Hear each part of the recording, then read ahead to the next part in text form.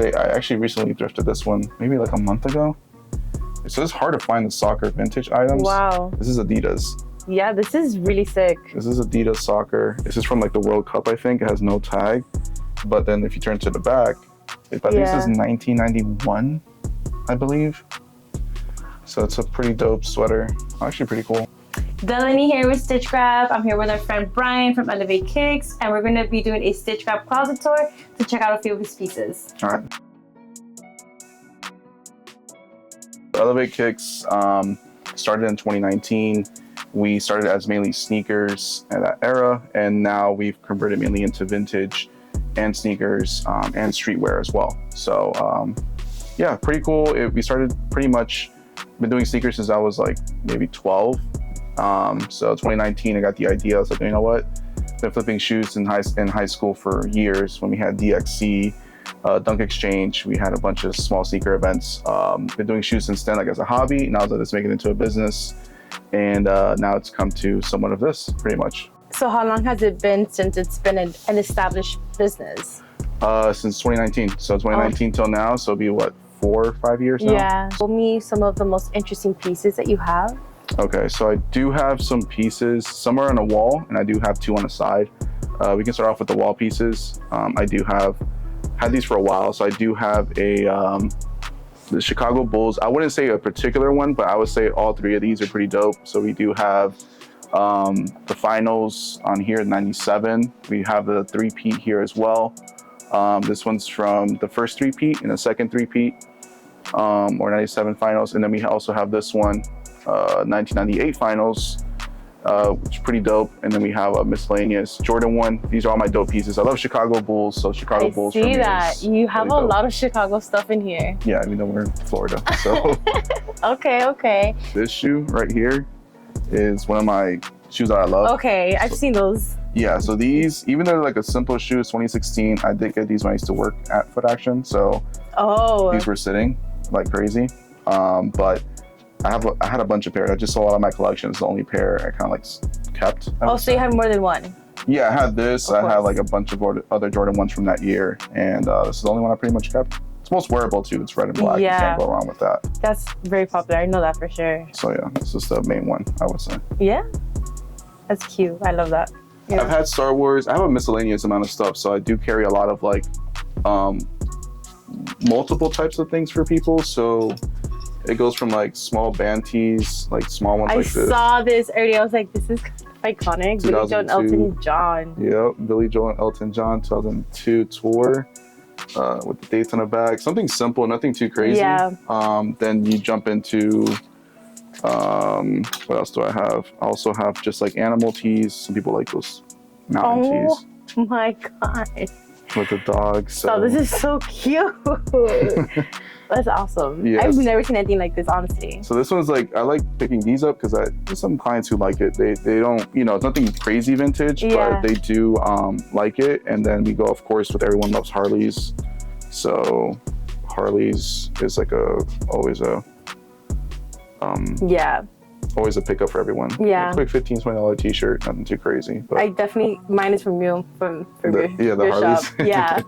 So yeah, everything here is a mixture. So I try to do it for every type of audience. So I don't focus on just like one thing. That's good. We just go with basic essentials, like basic Nike tees, 90s tag.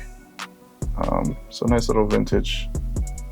Simple, but I know somebody will enjoy it. And, the shirt overall. And then we got a POC tee. This is a little bit newer, but nice little POC tee. It's a big boy size though, 3XL. The glitter. Yeah, the glitter is crazy. And do you have anything in that rack that, I know these are like the long sleeves, right? Yeah, these are all long sleeves. I was looking at this one earlier. What is this? Biketoberfest. Oh. They do have Biketoberfest. I do have this one too, which is pretty cool. This is I actually recently thrifted this one, maybe like a month ago. This is a soccer. So it's hard to find the soccer vintage items. Wow. This is Adidas.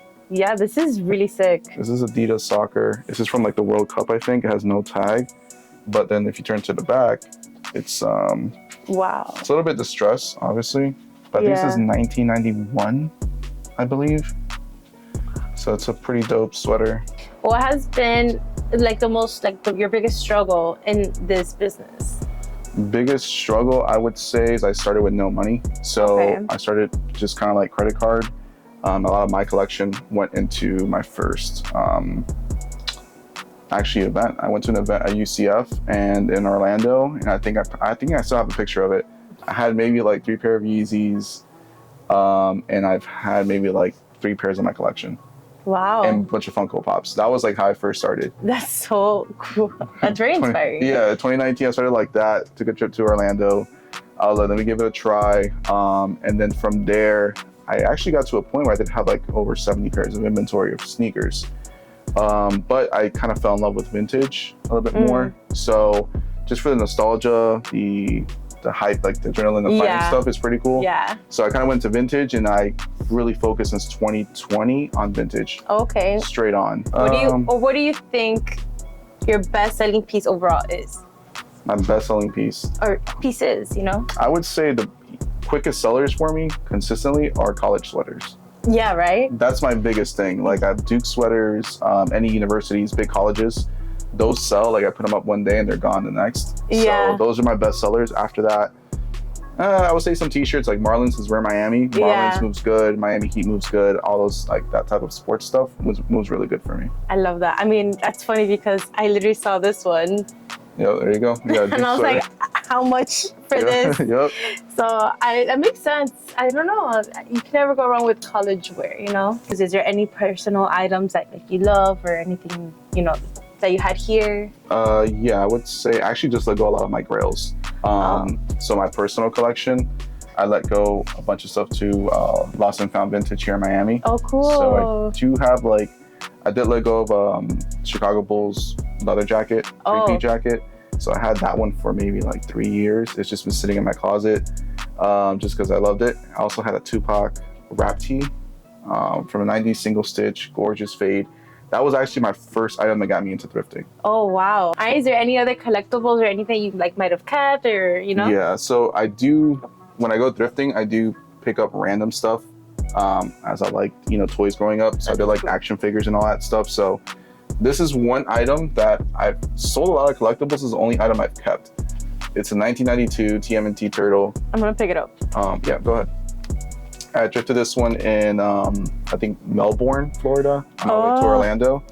This is probably the trip me going to Sneaker Travelers to get that wrap tee. So I thrifted that one. I don't know why. I like basketball, and I was like, this is pretty cool. It's missing the ball, right? Yeah, I think so, yeah. It's missing the basketball. But it was but it's so cool, yeah. Since we're in Miami, we always go with Marlins. I love the Marlins. I grew up with the Marlins. This is the original logo. Yeah, so we have the original locker here.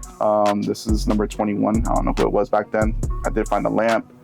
Got this teddy bear. This is from the inaugural year. This is on the foot.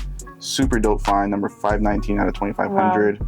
So inaugural year for the Marlins, and it's like a heavy set type of teddy bear. So pretty cool, well made. So this stuff is, yeah, these things are super cool to find. Is there anything in here? Let's see. I don't know. Let's see. Wait, did you say this is an actual locker, or is this like a replica? It's like a replica locker. Okay. Yeah, cool. It tells you like this is 1993. Wow, that's really cool. Oh wow, look at patent pending too. So this is before the patent was actually approved. I didn't even know that. So this one, I just have like a bunch of VHSs here too. So old school like wrestling, VHSs, DVDs. This is really cute. Yeah, that's where you put your Game Boy. So that was like one of my first exploration into gaming vintage stuff. That's really cool. That's really dope. I love it. So do you have any plans for the future or? Yeah.